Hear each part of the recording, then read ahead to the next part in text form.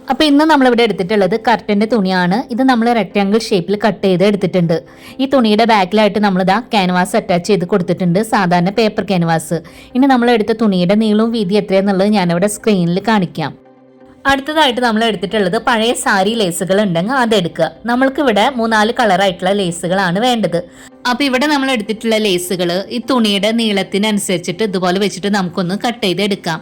അപ്പോൾ ആ ഒരു രീതിക്ക് നമുക്ക് എല്ലാ ലേസിൽ നിന്നും ഓരോരോ പീസുകളായിട്ട് നമ്മൾ കട്ട് ചെയ്ത് എടുത്തിട്ടുണ്ട്. അതിനുശേഷം നമ്മളിതാ ഈ ഒരു രീതിക്ക് ഒന്ന് അറേഞ്ച് ചെയ്ത് വെച്ച് കൊടുക്കുക, ഓരോരോ കളറുകളായിട്ട്.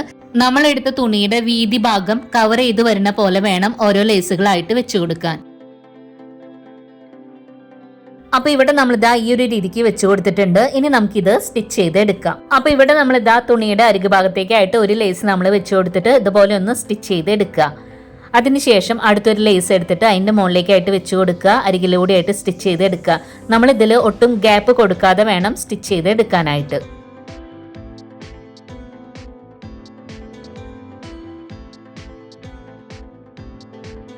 അപ്പോൾ ഇവിടെ നമ്മൾ ഇതാ സ്റ്റിച്ച് ചെയ്ത് കൊണ്ടുവന്നിട്ടുണ്ട്. ഇതാ ഇതുപോലെയാണ് ഉള്ളത്. ഇനി നമുക്കിതൊന്ന് തിരിച്ചു വെച്ച് കൊടുക്കണം, ഇതിന്റെ ബാക്ക് വശം ഫ്രണ്ടിലേക്ക് എന്ന രീതിയിൽ. അതിനുശേഷം അതിന്റെ മുകളിലേക്കായിട്ട് നമ്മൾ ഇതാ ലൈനിങ്ങിന്റെ തുണി വെച്ച് കൊടുത്തിട്ടുണ്ട്. ഇനി നമുക്ക് സ്ക്രീനിൽ മാർക്ക് ചെയ്യണ രീതിക്ക് 4 അരികു ഭാഗത്തൂടെ ഒന്ന് സ്റ്റിച്ച് ചെയ്ത് എടുക്കാം. അപ്പോൾ ഇവിടെ ഇതാ സ്റ്റിച്ച് ചെയ്ത് കൊണ്ടുവന്നിട്ടുണ്ട്. ഇനി ഈ തുണി നമുക്ക് സൈഡിലേക്ക് മാറ്റി വെക്കാം. ഇനി നമ്മളിതാ നീളത്തിലുള്ള ഒരു പീസ് തുണി കട്ട് ചെയ്തിട്ടുണ്ട്. ഇതിന്റെ നീളവും വീതി ഞാനിതാ സ്ക്രീനിൽ കാണിക്കാം. ഇനി ഈ തുണിയുടെ സെന്റർ ഭാഗത്തായിട്ട് ഇതുപോലെ നമുക്കൊരു മാർക്കിംഗ് കൊടുക്കാം. അതിനുശേഷം അവിടെ നമുക്കൊരു ലൈൻ മാർക്ക് ചെയ്ത് കൊടുക്കണം.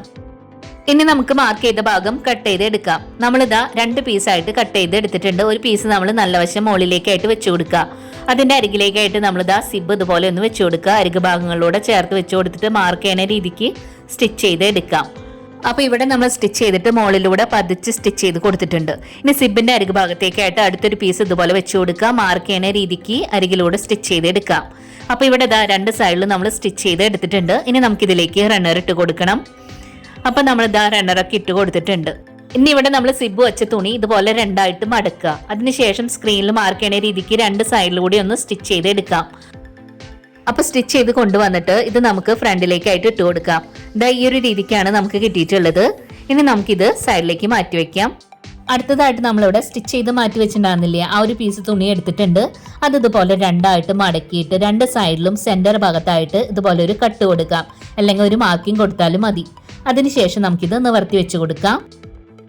ഇനി ഇവിടെ നമുക്ക് ഈ തുണിയുടെ നല്ല വശത്തൂടെ ആയിട്ട് നമ്മൾ സെന്റർ മാർക്ക് ചെയ്തില്ലേ, ആ ഒരു ഭാഗത്ത് ഇതുപോലെ ഒന്ന് മാർക്ക് ചെയ്ത് കൊടുക്കാം. അതിനുശേഷം നമ്മൾ മാർക്ക് ചെയ്ത ഭാഗത്ത് നിന്ന് 2 സൈഡിലേക്കായിട്ട് 2.5 ഇഞ്ച് വെച്ചിട്ട് ഇതുപോലെ ഒന്ന് മാർക്ക് ചെയ്ത് കൊടുക്കുക. അപ്പോൾ ഇതേ സെയിം രീതിയിൽ തന്നെ അടുത്ത സൈഡിൽ നമ്മൾ സെന്റർ മാർക്ക് ചെയ്ത് അവിടെ നിന്ന് 2 സൈഡിലേക്കായിട്ട് 2.5 ഇഞ്ച് വെച്ചിട്ട് മാർക്ക് ചെയ്ത് കൊടുക്കാം. ഇനി നമ്മളിതാ സ്റ്റാപ്പ് ആണ് എടുത്തിട്ടുള്ളത്. നമ്മളിത് ഗോൾഡൻ കളർ തുണിയിൽ സ്റ്റാപ്പ് സ്റ്റിച്ച് ചെയ്ത് എടുത്തിട്ടുണ്ട്. ഇതിന്റെ നീളവും വീതി എത്രയെന്നുള്ളത് ഞാനിവിടെ സ്ക്രീനിൽ കാണിക്കാം. ഒരു സ്റ്റാപ്പ് നമ്മൾ സൈഡിലേക്ക് മാറ്റി വെച്ചിട്ട് ഒരു സ്റ്റാപ്പിന്റെ ഒരൊറ്റ നമ്മളിതാ 2.5 ഇഞ്ച് മാർക്ക് ചെയ്ത് അവിടേക്ക് വെച്ച് കൊടുക്കുക. അവിടെ നമ്മളൊന്ന് ക്ലിപ്പ് ചെയ്ത് കൊടുക്കാം. ഇനി ഇതേ രീതിക്ക് തന്നെ സ്റ്റാപ്പിന്റെ അടുത്തൊരറ്റം അടുത്ത സൈഡിൽ നമ്മൾ 2.5 ഇഞ്ച് മാർക്ക് ചെയ്ത് അവിടെയും വെച്ച് കൊടുക്കുക. അവിടെയും നമ്മൾ ക്ലിപ്പ് ചെയ്ത് കൊടുത്തിട്ടുണ്ട്. ഇനി ഇതേ രീതിക്ക് തന്നെ അടുത്തൊരു സൈഡിൽ നമ്മൾ ഇതാ സ്റ്റാപ്പ് വെച്ച് കൊടുക്കണം. അപ്പൊ സ്റ്റാപ്പ് നമ്മൾ വെച്ച് കൊടുത്തിട്ടുണ്ട്. ഇനി നമുക്ക് സ്ക്രീനിൽ മാർക്ക് ചെയ്യുന്ന രീതിക്ക് ഒന്ന് സ്റ്റിച്ച് ചെയ്ത് എടുക്കാം. അപ്പോൾ ഇവിടെ നമ്മൾ സ്ട്രാപ്പ് സ്റ്റിച്ച് ചെയ്തിട്ടുണ്ട്. ഇനി നമുക്ക് ഈ ഒരു തുണി ഇതുപോലെ 2ആയിട്ട് മടക്കാം, നല്ല വശം ഉള്ളിലേക്ക് എന്ന രീതിയിൽ. ഇനി നമുക്ക് സ്ക്രീനിൽ മാർക്ക് ചെയ്യുന്ന രീതിക്ക് 2 സൈഡിലൂടെ ഒന്ന് സ്റ്റിച്ച് ചെയ്ത് എടുക്കാം. അപ്പോൾ നമ്മളിതാ 2 സൈഡിലൂടെ സ്റ്റിച്ച് ചെയ്ത് എടുത്തിട്ട് നമ്മളിതാ ഈ ഒരു രീതിക്ക് സ്റ്റിച്ച് ചെയ്തതിന് ശേഷം കോർണർ ഭാഗത ഇതുപോലെ ഒന്ന് വെച്ചിട്ട് അവിടെ നമുക്കിതാ 2 ഇഞ്ച് മാർക്ക് ചെയ്ത് കൊടുക്കാം. മാർക്ക് ചെയ്യുന്ന ഒരു ഭാഗം നമുക്ക് സ്റ്റിച്ച് ചെയ്ത് എടുക്കണം. ആ ഒരു രീതിക്ക് നമ്മളിതാ 2 സൈഡിലൂടെ മാർക്ക് ചെയ്തിട്ടുണ്ട്. ശേഷം നമുക്ക് സ്റ്റിച്ച് ചെയ്ത് എടുക്കാം. അപ്പോൾ ഇവിടെ നമ്മളിതാ 2 കോർണർ ഭാഗം സ്റ്റിച്ച് ചെയ്ത് എടുത്തിട്ടുണ്ട്. ശേഷം നമുക്കിതാ ഇതുപോലെ ഒന്ന് വെച്ച് കൊടുത്തിട്ട് നമ്മൾ സിബ് സ്റ്റിച്ച് ചെയ്തില്ലേ, അതാണ് കേട്ടോ എടുത്തിട്ടുള്ളത്. അത് നമ്മളിതാ ഈ ഒരു രീതിക്ക് ഒന്ന് വെച്ച് കൊടുക്കുക. ശേഷം നമുക്ക് അരികു ഭാഗങ്ങൾ ഇതുപോലെ ചേർത്ത് വെച്ചിട്ടൊന്ന് ക്ലിപ്പ് ചെയ്ത് കൊടുക്കാം. അപ്പോൾ ഇവിടെ നമ്മളിതാ ഈ ഒരു രീതിക്ക് ക്ലിപ്പ് ചെയ്തിട്ടുണ്ട്. ഇനി നമുക്ക് ഇതിന്റെ അരികിലൂടെ ആയിട്ടൊന്ന് സ്റ്റിച്ച് ചെയ്ത് എടുക്കാം.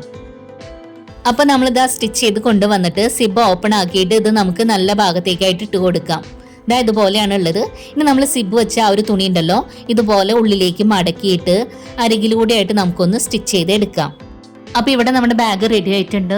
ബാഗിന്റെ ഉൾവശത അതുപോലെയുള്ളത്.